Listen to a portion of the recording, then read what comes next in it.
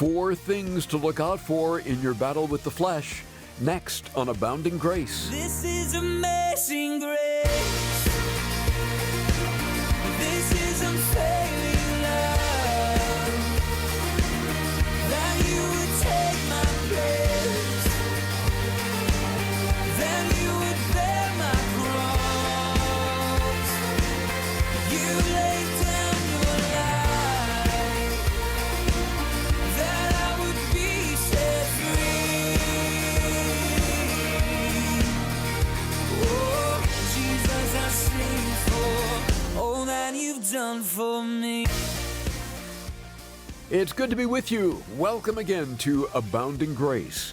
We're about to resume our verse-by-verse study of Galatians with another look into chapter 5.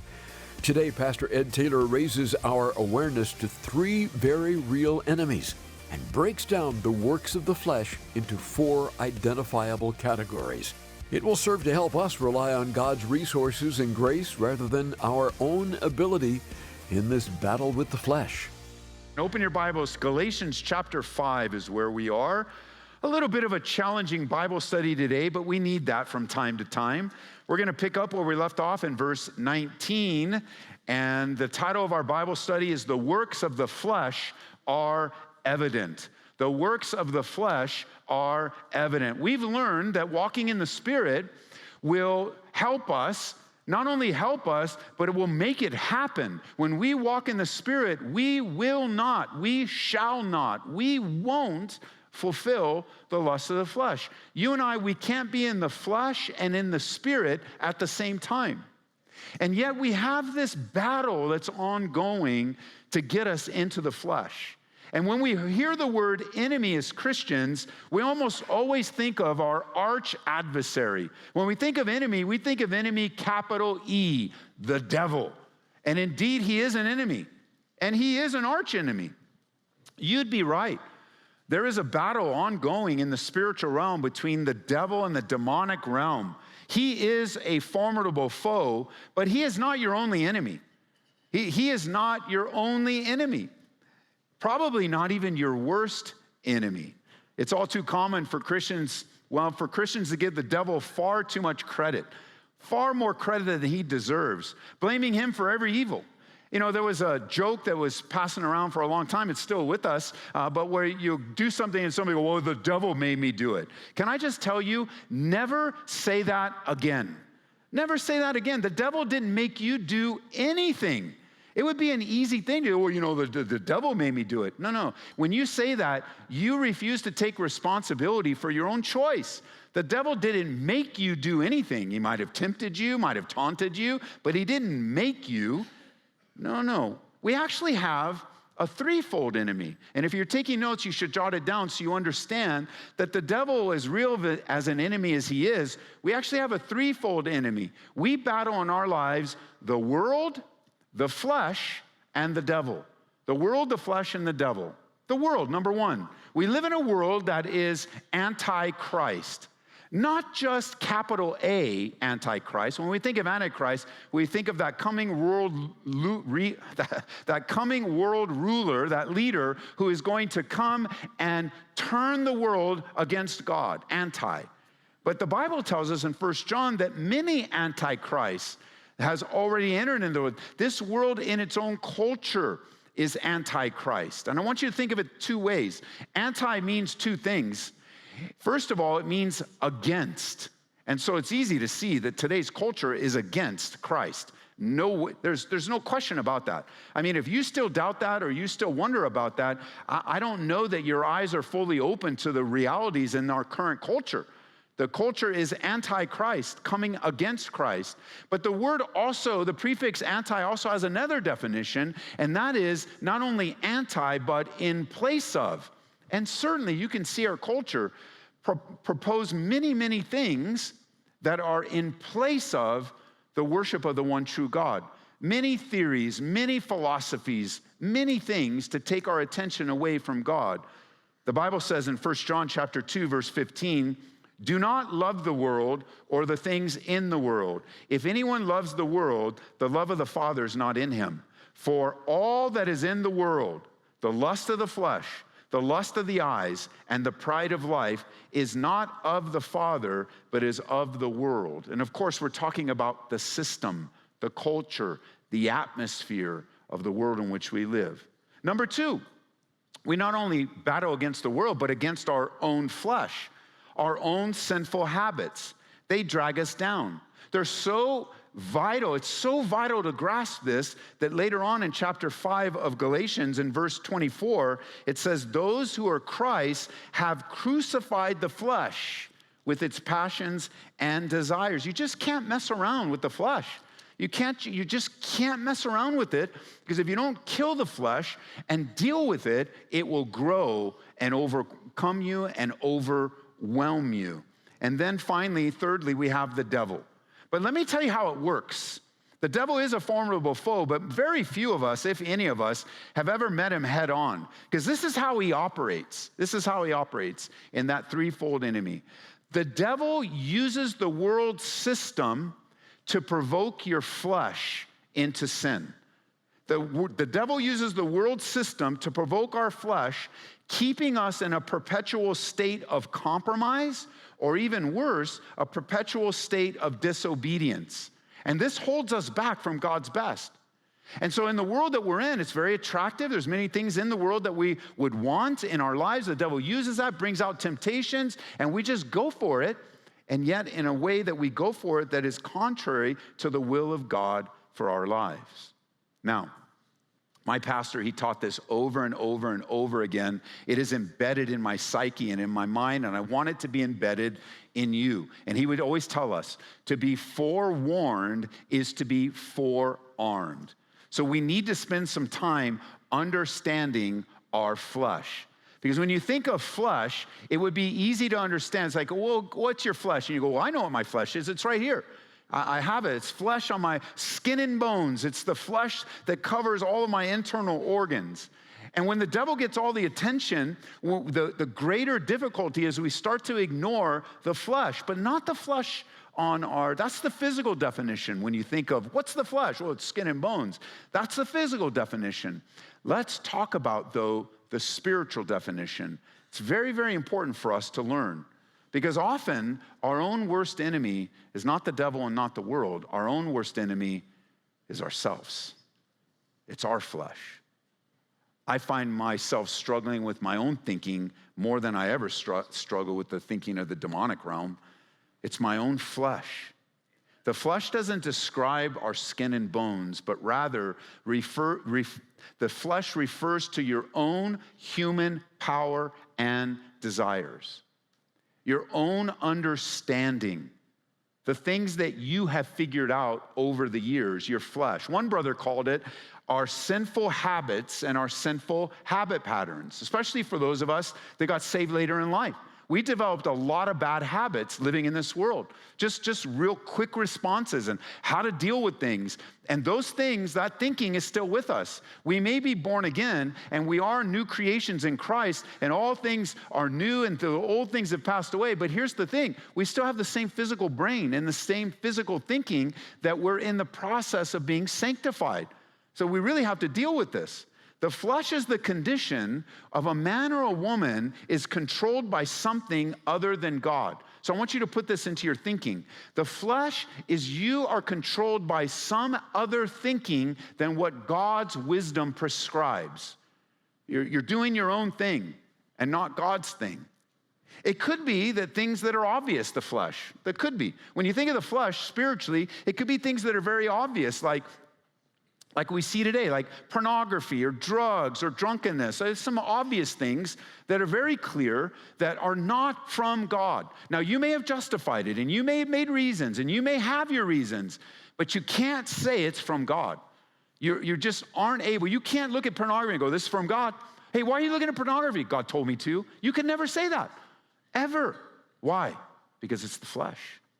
It's not God. Things that are obvious, but also things that are not so obvious. Or what I might say within the church today, acceptable sins, acceptable flesh. You know, your flesh could be something like overeating, or social media obsession, or slander, or gossip, Or how about this one? The little white lies. Oh, little white lies, huh? Can't you just skip the color and just call it a lie? It's the flesh. The flesh is a formidable foe. Every person, you might want to jot this one down, very, very important. Every person has developed his or her flesh life in order to get what he wants out of life as much of the time as possible. That's the flesh. You have in your mind, I have in my mind, the kind of life that I want to live. We're very, very happy when the kind of life I want to live squares with the kind of life God has for me to live. But when God has something for me that I don't necessarily want, I have developed a system to get around it. That's my flesh. Instead of yielding, instead of repenting, instead of submitting or surrendering, we choose to do our own thing. Every person has developed his own flesh life in order to get what he wants out of life as much of the time as possible.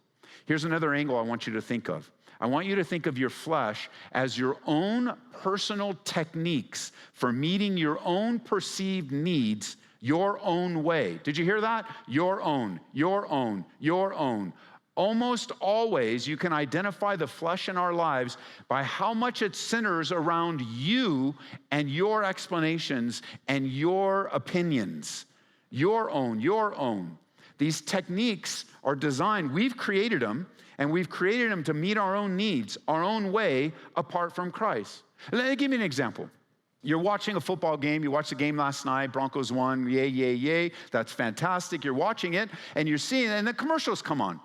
And there is a commercial for something you didn't even know existed. Now, maybe not the game. Maybe it's on your Instagram or on Facebook. You didn't even know it existed. And there it is. And now that you've seen the 30 seconds, you go, I want that. Not only now do I see it exist, I want it. I don't really need it, but I want it. And so you automatically get the number, click the thing, and instead of talking to your spouse and praying about it, instead of bouncing it off someone, you say, hey, I want it. I want to get it. You don't have the money for it, though. Like, you're tight on the budget, so you don't have the money. And so, if I talk to my spouse about it, I'd rather just, ask for forgiveness than ask for permission, And so I'm just going to go, I don't have any money, but I do have a credit card. And I got 30 days to figure it out. And this is all happening instantly. You don't have a list where you're going down. This all happens instantly. I see it. I want it. Oh, not going to tell him.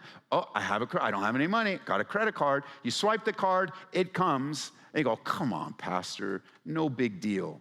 But in such a small decision, it is a big deal. Because let's say that's the pattern of your life. There's something you should talk to your spouse about, but you've created a fleshly decision. You don't talk to him at all about that. What you buy, what you think, where you go, where do you think that's going to lead you?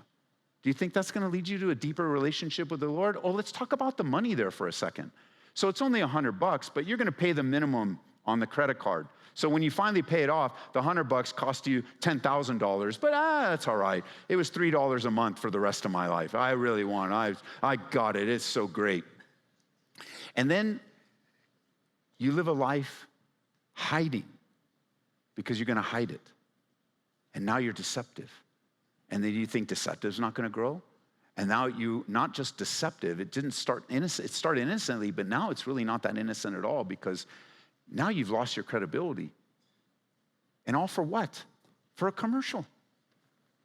The devil using the world to provoke your flesh into behavior that you even say it's not that big a deal. Well, if it wasn't a big deal, you would have prayed with your spouse. And then I know some of you are like, well, I'm single. Ha, ha, ha, ha. Great.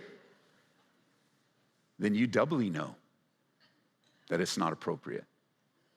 You know. But you've created your own personal techniques so you don't have to feel the weight of conviction. Therefore, not making the right decision. Walking after the flesh is simply relying on our own ability instead of God's resources. Our flesh is rebellious against the grace of God. That's why it's included in this letter to the Galatians, who have left grace to go back to the law. This sense of our flesh rebels against the grace of God. And that's where Paul is. Paul says, you got to understand this is a serious issue. Now that we've dealt with the theology of grace, Paul says, now I want you to see what it's done to you guys. I want you to see when you leave grace how you begin to behave. When you no longer lean on the Spirit, but now you're just doing your own thing again like you were when you were pagans or before you were Christians, I want you to see the damage that it does. It does damage to you and to those that you love, and that's not the way of the Lord. So notice what he says now in Galatians 5, verse 19. Before we go through each of the works of the flesh, I want you to notice it says, now the works of the flesh are evident. Now notice, first of all, that the works is plural. So there are many works of the flesh. We've already defined flesh practically and spiritually. Now let's look at the word evident. Very important word, evident. The works of the flesh are evident. That word means to make shine, to make shine. Everybody can see that you're in the flesh. Everybody knows that you're in the flesh. I have found over the years that the only people that don't admit that they're in the flesh are the ones that are in the flesh. But to everyone else, it's like this dark stage when they do the different lights and everything. When it's all dark up here, it's dark, but then the light shines and you can see so many more things. That's what this word means. It's crystal clear. They are evident.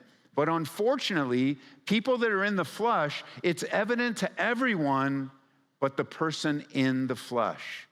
And this is a reminder to us. It's a reminder to us to have our eyes wide open in our own personal walk with the Lord. The things that we're about to learn today are no surprise. I know they may be new to some of you because you're new to the Bible, and that's great, but they're no surprise. Each one of these, you and I are unable to say, God told me to do this. God told me to do this. God told me to do this. I know people say that, but you can't really say that. It's not true or accurate. These things are not easily hidden. And when they're revealed, when the works of the flesh are revealed, they usually bring great embarrassment or even humiliation to the person that are in them. They're just things that like, man, you've been living in the flesh so long, now that it's been exposed, it's a very painful process. The person that's caught up in the works of the flesh is warned to be careful of this life. What Paul's saying here is that a person in the flesh will produce these things. You will either produce in your life the works of the flesh or the fruit of the Spirit, as we'll see in another study. Jesus put it this way in Matthew chapter 7, in verse 15, he said, beware of false prophets who come to you in sheep's clothing, but inwardly they're ravenous wolves. You will know them by their fruits. Do men gather grapes from thorn bushes or figs from thistles? You'll know people by their fruit. So let's get into the works of the flesh. There are four categories I want to put them in for. If you want to, again, if you're taking notes, 4 things to look out for. Category number 1 is sensual, sexual sin. The works of the flesh in the category of sensual or sexual. Number 2, we have religious works of the flesh. Thirdly, we will learn about social works of the flesh. And then finally, we'll end with personal works of the flesh and then a stern warning. So let's look at the first group, these sensual works of the flesh. Now, verse 19. The works of the flesh are evident, which are adultery. Adultery is a work of the flesh. Adultery is sexual sin that breaks the marriage covenant. So when there is sex between a man and a woman that's married outside of marriage, that is adultery, and it is a work of the flesh, a very damaging work of the flesh, a very penetrating and probing work of the flesh, adultery. God has given to us sex. It's his gift to us within marriage. That's the proper place for sex. It's given to man and woman to enjoy intimacy and closeness. It's given for fun. It's given to build a family and create a unit that is filled with love that will continue to overflow generation after generation after generation. Sex in its proper context is an extraordinarily wonderful gift to enjoy from God. But like fire, sex outside of God's design can be disastrous, right? Fire is good. Fire in the right place, it warms you, takes care of you. But just like our state right now has got all these wildfires, that's not good. Fire out of control and outside of its boundaries does great damage. And so right here at the beginning, To the churches in Galatia, he says, you guys, this is not good. Watch out for this work of the flesh. It's not good. It's out of control. Secondly, notice adultery, fornication. So this is a word that's used to describe sexual sin outside without marriage, without the marriage covenant. Adultery breaks the marriage covenant, but fornication is any other kind of sin for those that are not married. So you can say that fornication applies to all sexual sin, adultery specifically to marriage. Fornication is sin used in a way that is not given by God. It's any type of sexual sin, including homosexuality, including bestiality, including all the sin that goes on in the mind. Again, some of you may be new to the Bible and you're like, well, what is this? Like, how can I understand this? This Greek word is a word that's very familiar to you. This Greek word that used to describe fornication is the word porneia. Does that sound familiar? It's where we get our word pornography. This is where it hits home to the church, pornography. Pornography is such a devastating sin. Pornography, the sin of pornography is evident. Nobody needs to tell you that that's sin or a work of the flesh or unhelpful for you or harmful to you. This multi-billion-dollar industry destroys everyone that's touched by it. Everyone. It produces nothing good. Did I say the word nothing loud enough or strong enough? Pornography produces nothing good. Well, I know this millionaire guy and this gal on OnlyFans, she gives all this money to the poor. Nothing good. Nothing. It is the destroyer of lives that is the most prominent in our culture. And this multi-billion-dollar industry that continues to grow ruins girls' lives, ruins women's lives, ruins marriages, ruins boys, ruins men, and ruins anything and everything that it touches. It is a work of the flesh. And you can test it by simply saying this. God told me it's okay to watch pornography. And just hear how silly that sounds. God would never lead you to something that destroys you and destroys your family and your marriage. You're listening to Abounding Grace and part of Pastor Ed Taylor's study in Galatians. Hear it again at aboundinggraceradio.com, oneplace.com, or wherever you get your podcasts. Well, Pastor Ed, let's talk for a little bit about our pick of the month here in July, the Jesus Person Promise Book by David Wilkerson. What can you tell us about it? This is a classic. They reprinted it, redid the cover, but it's a classic book of scriptures put into categories given to you as promises.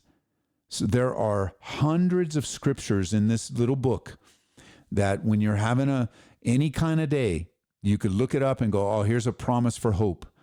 Here's a promise for strength. And it's just taking the word of God, putting it into the categories that will help you greatly. And I don't know why we haven't made this a pick of the month earlier. It's better than looking scriptures up online, better than using AI, where you have this little book of a collected series of scriptures that then become scriptures when you need them, and then you can hold on to them for the promises that they are. So pick it up. Whether you support our ministry or not, this is important. Everybody should have a promise book. Everybody should have this resource. It's small, it's compact, but it's full of truths that will saturate your soul. Unbelievable that we haven't picked this before, but we did now. So enjoy it. It would make a meaningful gift for that special someone or a purse companion for you. And we'll send it to you when you support Abounding Grace with a gift of $25 or more today. Reach us toll-free at 877-30-GRACE or go online to calvaryco.store. And thank you for your support. It helps us get the word out on stations like this one all across the nation. Large or small, God is using your gifts in great ways. I wish I could share all the emails and phone calls that come in as evidence of that. To make a donation, just visit aboundinggraceradio.com or call 877-30-GRACE. aboundinggraceradio.com or 877-30-GRACE. Our time together sure goes by quickly, doesn't it? But we're already looking forward to our next study in Galatians here on Abounding Grace with Pastor Ed. God bless. This is amazing grace. This is unfailing love. That you would take my place.